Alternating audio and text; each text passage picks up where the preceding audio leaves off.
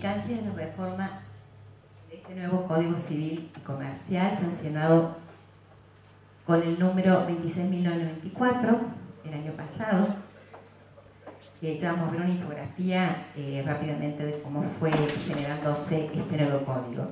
Y puntualmente voy a hacer hincapié en algunos artículos que tienen que ver con ustedes, que son jóvenes, y los impactos que este código tiene. Bueno, nosotros teníamos hasta el 31 de julio el código de Dalmacio Vélez Arfiel. Era un código del año 1871, un código que respondía al contexto económico, político y social de aquella época. Un código que tuvo, bueno, ustedes saben, como fuentes, Código Prusiano, Esbozo de Freitas, Código Napoleón, etcétera, etcétera. Un código que fue una obra magnífica para estas tierras en aquel momento. Y a su vez teníamos el Código de Comercio, también de Dalmacio Vélez Arfiel y Eduardo de Acevedo, del año 1872, porque fue primero para Buenos Aires y después se lo tomó para la Confederación. Esos dos códigos que se han mantenido hasta hoy se han unificado en un solo cuerpo normativo. Entonces hoy tenemos un código unificado. Y este código que tenemos ha sido elaborado por una comisión conformada por el doctor Ricardo Lorenzetti, que es el presidente de la Suprema Corte de Justicia de la Nación, que hace muy poquito estuvo visitándonos porque le otorgamos un honoris causa, la doctora Aida Kremelmacher de Carlucci, que también hace muy poquito estuvo visitándonos. Ella es ex ministra de la Corte de Mendoza, y la doctora Elena Hayton de Nolasco, que también nos visitó anteriormente, actual ministra de la Corte Suprema de Justicia de la Nación. Ellos tres fueron los encargados de la redacción, ellos conformaron la comisión. Esta comisión, que con el decreto 191 fue encargada de la redacción de este código, y esta comisión trabajó en el año 2012, presentó un anteproyecto. Nosotros trabajamos desde el año 2012 muchísimo con ese anteproyecto, no sabíamos si se sancionaba o no se sancionaba. Bueno, ese proyecto del 2012, que tenía más de 4.500 artículos entre los dos códigos, se redujo a 2.671 artículos. Esta es la cantidad de artículos que tiene hoy el código. Este es uno de ellos, ¿no? De una editorial. 2.671, la materia civil y comercial acá, más leyes especiales que también han quedado. Bueno, así que este código lo tenemos desde el 1 de agosto del 2015. ¿Qué estructura tiene este código? El Código de Vélez, y este código también, tiene un título preliminar. Los títulos preliminares son importantes porque en estos títulos encontramos guías, pautas de interpretación, principios de derecho. El Código de Vélez además tenía 4 libros: de las personas, de los derechos personales y las relaciones civiles, de los derechos reales y personales, disposiciones comunes. Y un apéndice legislativo muy profuso, porque todas las leyes que se iban actualizando estaban en ese apéndice. Hoy en día tenemos 6 libros: la parte general, las relaciones de familia, los derechos personales, donde encontramos obligaciones y contratos, los derechos reales, la transmisión de los derechos por causa de muerte y disposiciones comunes a los derechos personales y reales. Este es un código que tiene un lenguaje mucho más coloquial, más cercano a las personas a las cuales rige. Estábamos acostumbrados a leer un código de Vélez de pronto con un lenguaje técnico más difícil de entender. Este posee un lenguaje mucho más sencillo. Para quien estaba acostumbrado al código de Vélez, al principio hubo como un choque, pero cuando uno se va acostumbrando se da cuenta que realmente el lenguaje es muy importante, porque tiene que llegar y ser entendido por aquella persona que es regida por esa norma. Bueno, en este título preliminar, como algo para destacar, estos 3 primeros artículos hacen referencia fundamentalmente a la función del juez, que es la de interpretar, pero también para todos los que trabajamos en el derecho. Y de estos artículos surge esta tarea realmente que este código nos presenta, que es el diálogo de fuentes. ¿A qué le llamamos fuentes? A las distintas normativas, sentencias, leyes, decretos. Necesitamos que este código dialogue con otras fuentes. ¿Quién de ustedes, por ejemplo, ha cursado Derecho Ambiental?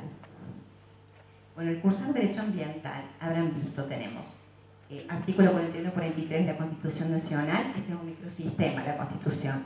Pero después tenemos una Ley General del Ambiente, otro microsistema.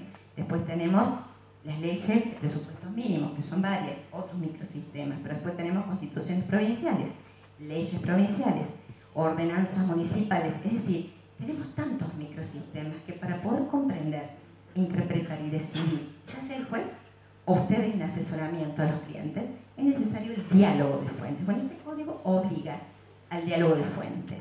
El artículo primero justamente dice el juez debe aplicar el sistema, no un artículo aislado.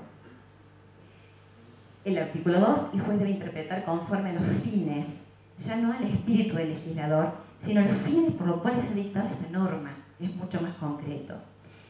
Y el artículo 3 hace referencia a la necesidad de que el juez pondere, fundamente, argumente sus decisiones. En este título preliminar también vamos a ver dos principios muy importantes que van a guiar todo el código en todas las materias, que es el principio de la buena fe y el no al abuso del derecho. Ustedes cuando vayan estudiando las distintas materias se van a encontrar con muchísimos artículos que hacen referencia a estos dos principios que van a guiar toda la interpretación. Bueno, ¿qué pasa con los jóvenes y la capacidad? Nosotros muchas veces hablamos de la constitucionalidad del derecho privado con este nuevo código. ¿Por qué hablamos de la constitucionalidad?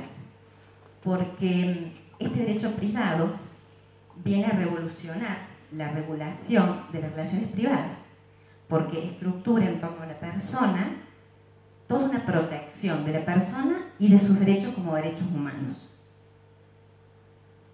Hay un estándar jurídico muy importante que es el interés superior del niño. Y bajo este estándar jurídico del interés superior del niño, vamos a tener que guiarnos para decidir en un conflicto de intereses, pero también en un criterio para que el Estado decida intervenciones con respecto a los niños. ¿Y por qué comienzo hablando de los niños? Bueno, porque para comenzar a hablar de los jóvenes, tenemos que comenzar a hablar de su primer estadio, que eso, hoy en día le llamamos la niñez, el niño. Ya no hablamos del menor. En todo caso vamos a hablar del menor de edad, pero no el menor a secas. La regla hoy, en cuanto a capacidad de derecho, es la capacidad. La capacidad de derecho, Vélez Arfield también la ha regulado, como esta aptitud para ser titular de derechos y deberes jurídicos, y solamente la ley puede limitar esta capacidad, porque esta capacidad hoy ya no la vemos como un atributo. Si alguien estudió Derecho Privado 1 antes, que decíamos la capacidad de derecho es un atributo, hoy la vemos como derecho humano. Entonces cualquier restricción a la capacidad, estamos hablando de una restricción a un derecho humano, por eso hablamos de la constitucionalización del derecho privado.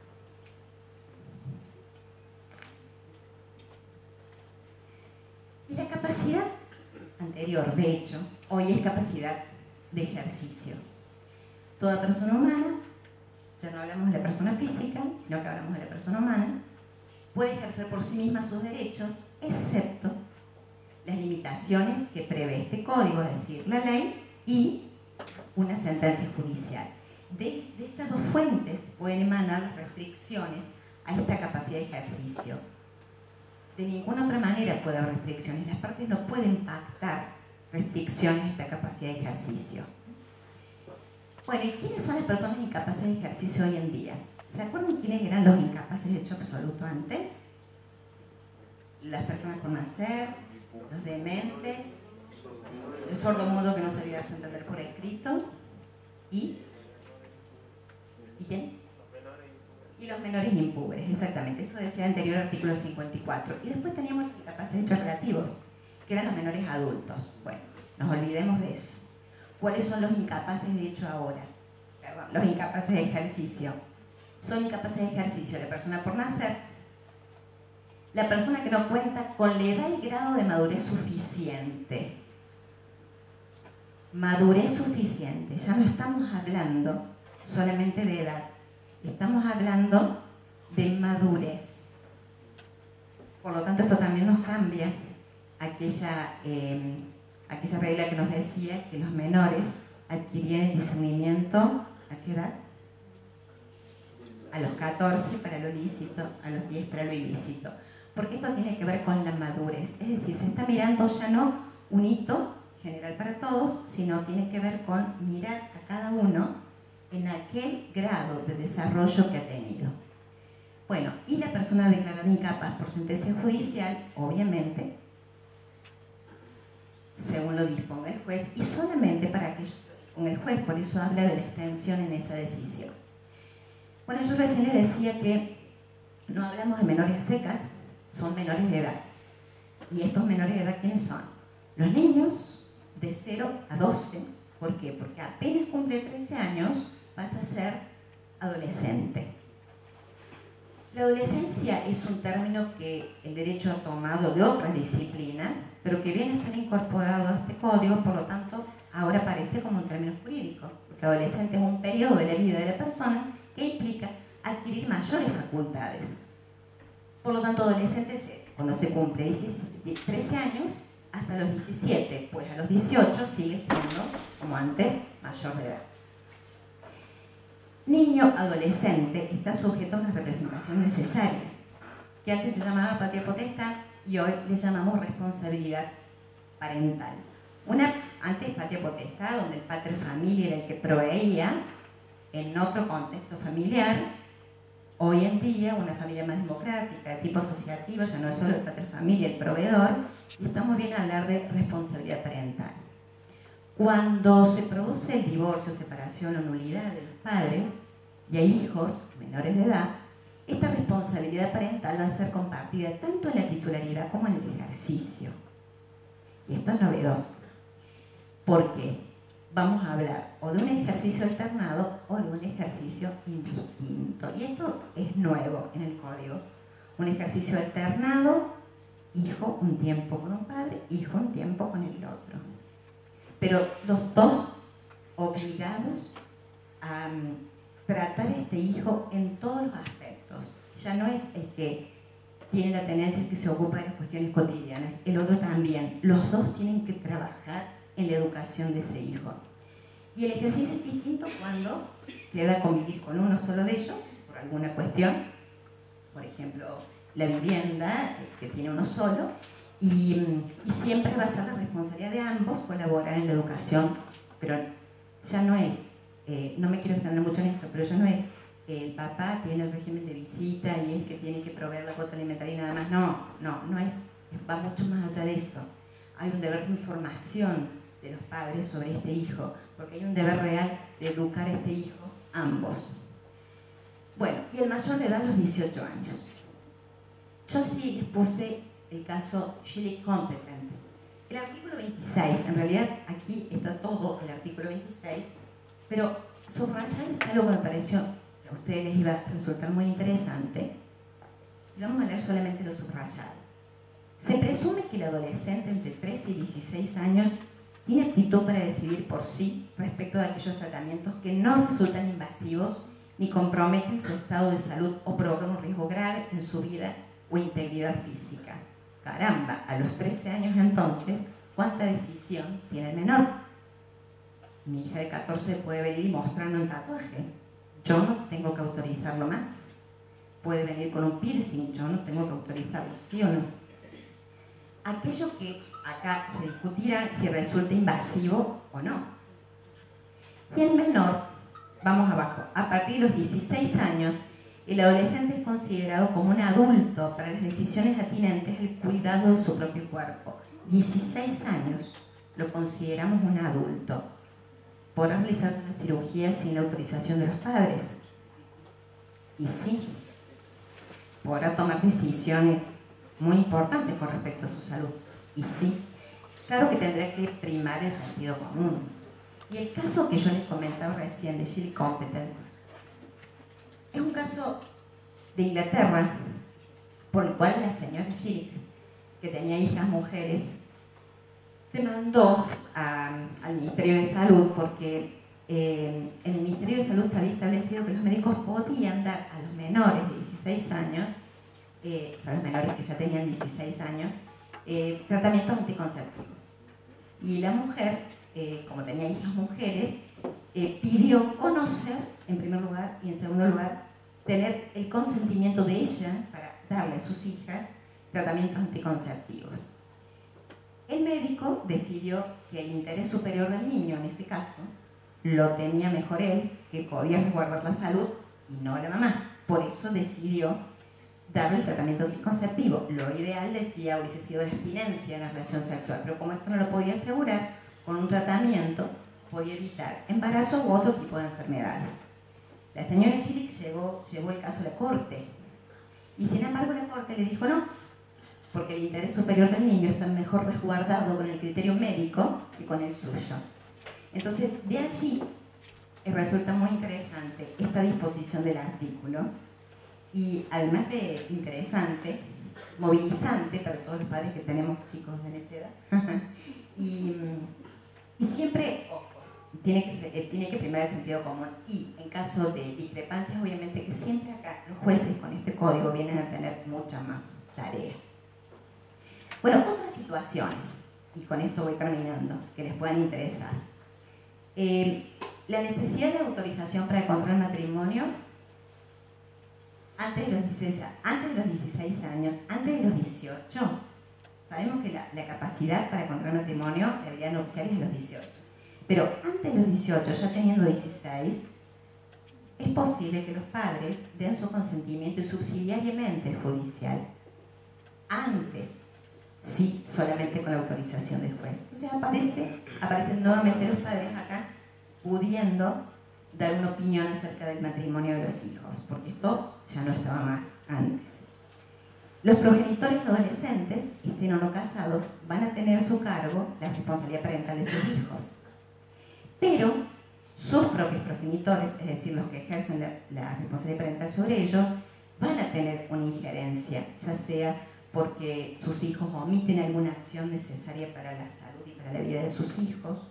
Entonces, los hijos adolescentes van a tener una responsabilidad parental, pero sus padres van a estar controlando y mirando a ese hijo adolescente para que ejerza esa responsabilidad parental adecuadamente, pudiendo, o en caso de no acordar, intervenir el juez. Apellido de los hijos, recién lo hablábamos con las doctoras. El hijo matrimonial puede llevar el apellido de cualquiera de los dos, la mujer o el varón, hoy en día. Lo que sí, una vez que decidimos cuál va a ser el apellido, o lo ponemos compuesto con el del otro, todos los otros hijos que sigan van a tener que llevar el mismo apellido. Bueno, y para los jóvenes me parece que con esto por hoy es suficiente, así pueden seguir hablando de los otros temas.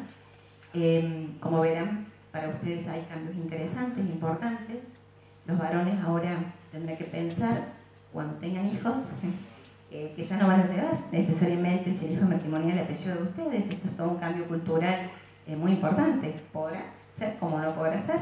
Lo mismo que el varón que se casa podrá anexar el apellido de la mujer, así como antes la mujer anexaba el apellido del varón. Un cambio cultural interesante que habla de la igualdad de género. Bueno, muchas gracias.